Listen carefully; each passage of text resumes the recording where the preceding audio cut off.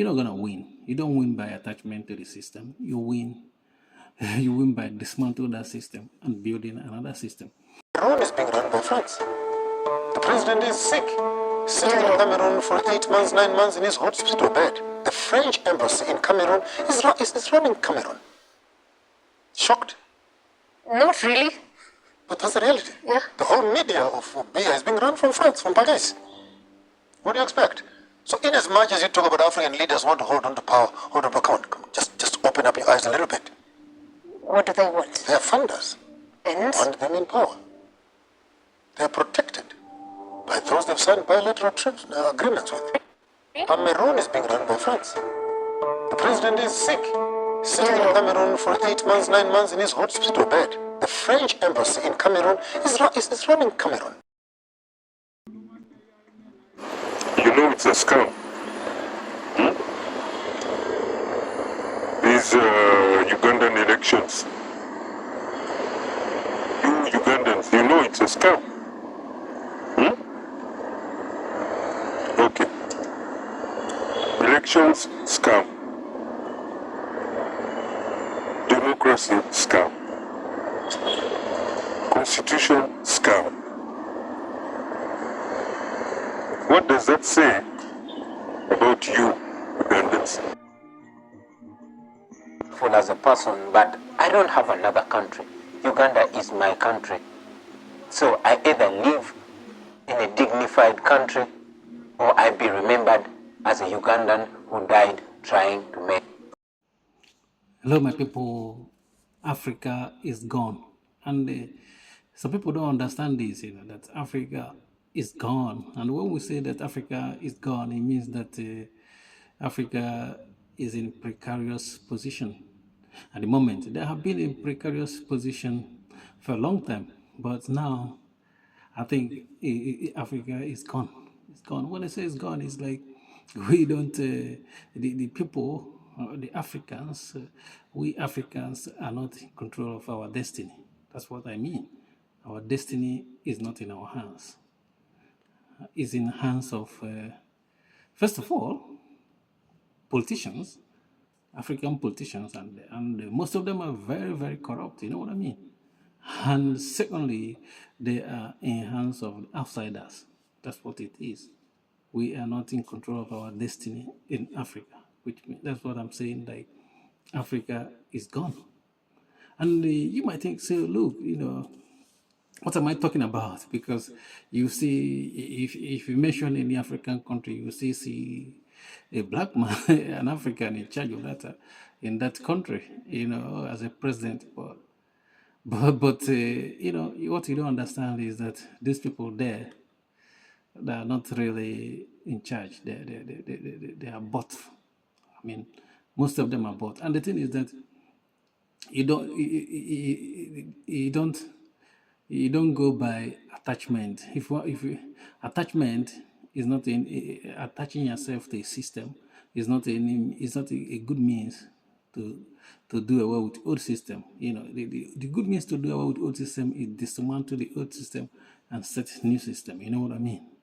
So attachment, to the system, you're not gonna win. You don't win by attachment to the system. You win. You win by dismantling that system and building another system.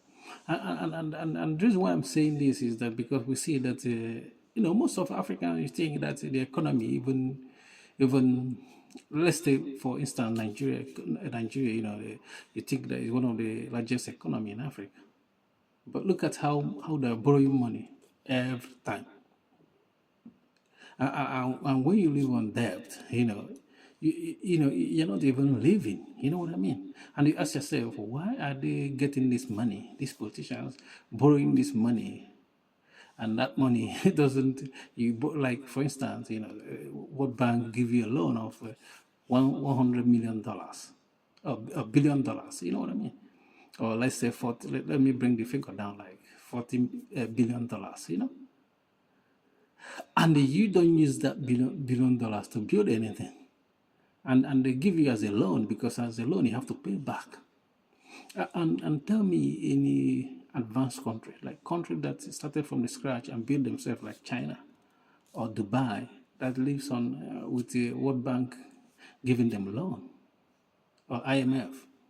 They don't do stuff like that. That's why I'm saying that Africa is gone. And not only that, not only about even money itself, even our properties, in Africa, all these people, if you go to Kenya, you see that the Chinese are there buying estates, buying buildings, and most of these buildings they're buying, it's not like they're gonna live there. They're buying it to make money out of it. You know what I mean? And the problem is, it brings it's a quick fix. You know what I mean? It's a short-term fix because it brings money to the Kenyans or South Africa or Ghana, anywhere these people goes to buy estate. It brings them, it boosts the economy in a short term. But in a long term, it have a negative impact on the people of Africa, because most of them cannot afford to buy houses there. So what does it mean? It means that most of these houses is gonna be empty. No one is gonna live there for a long haul. And it's not like it's empty is bad for the people that bought it. It's not, because it's an investment.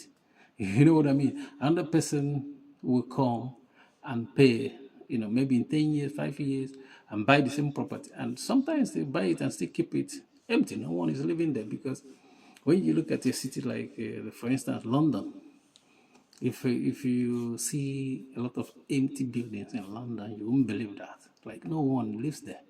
But when you look at the building, you think like people are living inside those flats. No, some people live in some flats there, but some of them are empty. They're just those Chinese billionaires or Middle East billionaires. They come and buy this building, and the natives just are running out of London. They don't even want to live there, and no one is living there. It's just empty, and they're waiting for the house price to increase to sell it.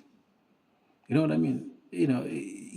What I'm saying, it brings money, that short-term money, but at long run, you're gonna the indigenous people will suffer for that. You know what I mean? And the thing is that in Africa, for instance, even if you have foreign investment, you have to have a strong regulation to regulate this. But I don't think Africa have this kind of people.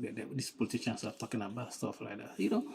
Look at South Africa, that their land doesn't belong to them, 80% of them, and the same thing in Zimbabwe. And circle back to other African countries. And now these people, the Chinese, are there buying those properties, and before you know it, most of African countries will turn becomes Jamaica. You know what I mean? Because in Jamaica, you see like a major road, and they say it's owned by the Chinese. Chinese is owning your own road where you drive your car. That's what's gonna happen to Africa, because when you want to live on borrowing money, it's not a way to live. And I see that Ghana have, they have cut off this the attachment to foreign loan. You know what I mean? Which is good for them to do that. You know what I mean? It's very good. But the thing is that we shouldn't be. Africa shouldn't be. They should dismantle this old system of borrowing. Doesn't help. It brings short-term solution, and long-term solution is not there. That's why, even the way the government is set in Africa as well, that system needs to be dismantled as well. And this old system needs to be dismantled, because it's not helping Africa very well. You know what I mean? It's not a must that we should stick to the system they brought to us, We should find another system that might work for us. And maybe that system will speed up our development. If this old system is not doing anything for us and is just producing corrupt politicians, why not dismantle it? Peace.